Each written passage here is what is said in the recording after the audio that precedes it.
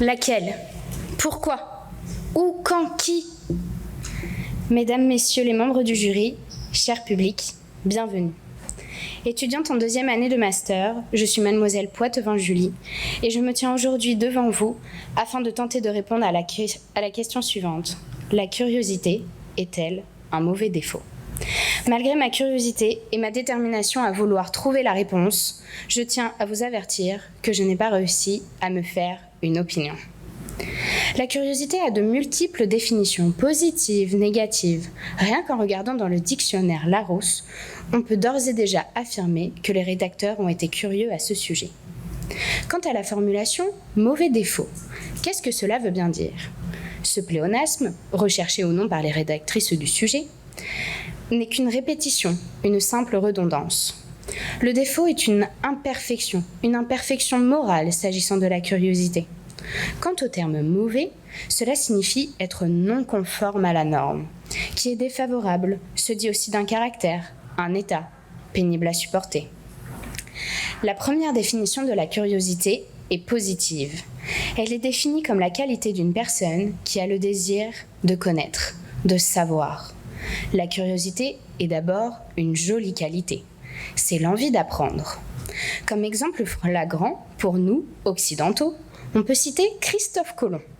Persuadé que la Terre était ronde, effectivement, elle l'est, et curieux de le découvrir, il traverse l'océan Atlantique et découvre l'Amérique. Les Amérindiens auraient une autre version. Quoi qu'il en soit, la curiosité est une forme de courage. C'est oser vers l'inconnu. Cela stimule la créativité. Les découvertes scientifiques en sont un bon exemple. Même si certaines sont dues au hasard, d'autres sont l'aboutissement de recherches acharnées poussées par la curiosité. Je pourrais vous parler de Stephen Hawking et ses travaux sur l'entropie des trous noirs. Mais à mon avis, la physique et la cosmologie ne sont pas vos domaines de prédilection, ni les miens d'ailleurs. La curiosité des hommes, avec un grand H, des femmes et des hommes, ou des non-genrés, ont construit notre monde tel qu'on le connaît aujourd'hui.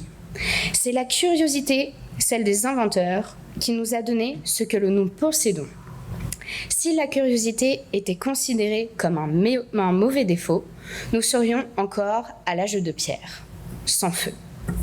Cette curiosité nous rend humains. C'est un antidote à l'agressivité. Sauf peut-être si vous découvrez votre chair et tendre dans les bras d'un autre. Votre agressivité refera peut-être surface. Souvent, la curiosité d'un enfant est perçue comme une qualité. Il porte un intérêt au monde, s'intéresse. Cette qualité peut être remise en cause vers 3-4 ans à l'âge des pourquoi. Il devrait exister un bouton off. La curiosité des adultes est plus souvent perçue comme une curiosité mal placée. Ce n'est pas toujours bien vu de vouloir assouvir ses connaissances. Vous pouvez demander à mes 21 camarades de classe de promotion. Poser trop de questions en cours, ça peut faire râler les élèves et souvent trop réfléchir l'enseignant. La seconde illustration qui peut être hissée au niveau des découvertes scientifiques est celle des dessins animés. Oui, les contes et les Disney ont beaucoup apporté à notre monde actuel. Pour ne citer que 2 exemples, écoutez bien, la sonorité est jolie. Si Alice n'avait pas été si curieuse de savoir pourquoi le lapin blanc était en retard, on n'aurait pas eu d'histoire. Et si les femmes de barbe bleue n'avaient pas été si curieuses de savoir ce qui se cachait derrière la porte, elles ne seraient pas mortes. Qu'en disent nos voisins? Curiosity killed the cat. Sophie, excuse-moi pour la prononciation. Je vous épargnerai l'espagnol et le portugais, mais le proverbe est le même. Chez eux, la curiosité tue le chat. Autant vous dire que les associations de défense des animaux ont du pain sur la planche. Et qu'en est-il du droit? Je pourrais vous parler du devoir de curiosité du notaire. Mais bien plus qu'un devoir, à mon sens, c'est une qualité nécessaire pour accéder à la profession. Entre les mariages, l'achat de la maison, l'organisation de la succession, le notaire est bien trop curieux de connaître nos vies. Pour citer un autre exemple de curiosité mitigée, demandons-nous si Ève n'avait pas été si curieuse du savoir, aurait-elle croqué la pomme? Intéressons-nous maintenant aux effets les plus néfastes de la curiosité. La curiosité est une passion incontrôlée, un besoin d'espionnage, de l'inquisition, une volonté de tout contrôler. Arrêtons-nous sur les voisins vigilants. Pour ceux qui ne connaissent pas, il s'agit d'espionner par la fenêtre les voisins de son quartier, afin d'apercevoir un éventuel voleur, ou de découvrir si le fils de la voisine fume. Sont-ils vraiment vigilants et bienveillants, ou assouvissent-ils un besoin pervers en espérant découvrir un cadavre dans votre placard ? En parlant de cadavres, en voilà certains que la curiosité a mené à la mort. La curiosité tue. C'est le péché ultime dans le cadre des films d'horreur. Enquêter sur le mystérieux, regarder sous son lit, se balader dans une forêt hantée pour s'amuser, s'aventurer dans une vieille maison effrayante sur la colline à minuit, vouloir être le gardien d'un hôtel isolé, ou encore lire un livre ancien relié en peau humaine et écrit avec du sang.